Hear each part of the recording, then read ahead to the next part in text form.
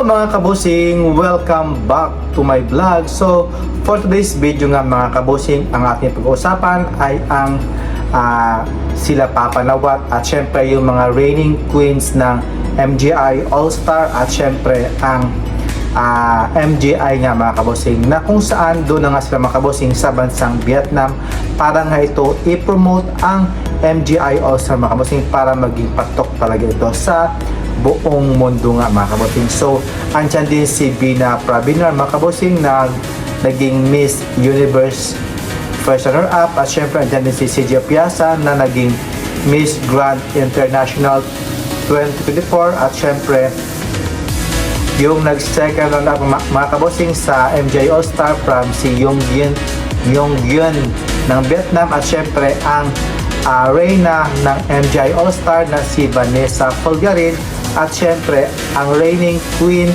ng Miss Grand International 2025 na si Emma Tiglaw mga kabusing at syempre andyan din si Jojo Vergais at syempre si Papa Nawat niya mga kabusing.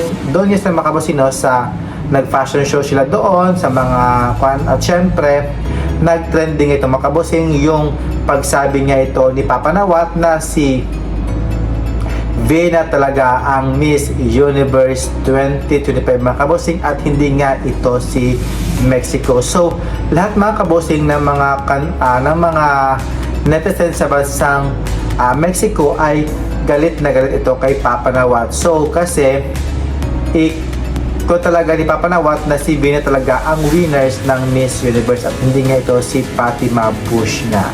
At ayan mga kabosing no, kasi nung napagsabi niya doon sa mga tao doon sa bansang Vietnam is, I don't know kung bakit gano'n, no? Yun yung pagkasabi niya makosi. Pero may halong tawa nga itong si Papa Nawat niya sa kanyang videos doon. At syempre, doon, no? Lahat talaga. Nantok na. Grabe.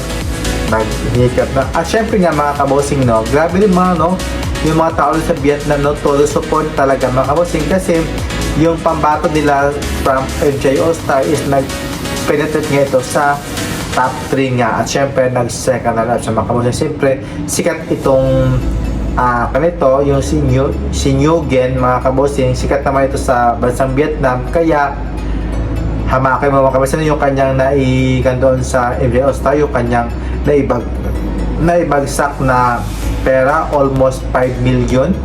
O di ba? Ang laking pera mga kabosing, 5 million o more than 5 million yata. Siguro nasa 12 million.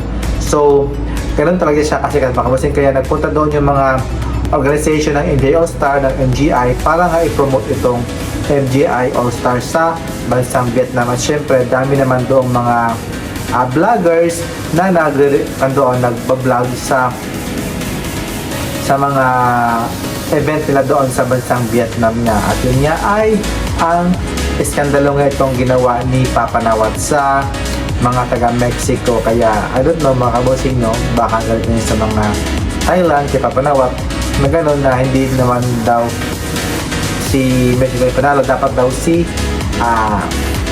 Vienna ng Thailand nga. So kayon, grabe no, si Vienna maganda naman siya doon, si CJ Piazza, ang ganda rin ng kanyang pandoon. Si Emma Tiglaw, maganda din. Tsaka si Vanessa, maganda rin. Yung si Nguyen, okay na okay man makabosing, no? Silang 5. Doon sila nag-red carpet nga sa stage nga. So, pasok. Grabe, inantok. Bakit ako natin ito? So, ayan mga kabosing. Thank you for watching and see you in my next vlog. Keep safe po. Bye-bye. God bless.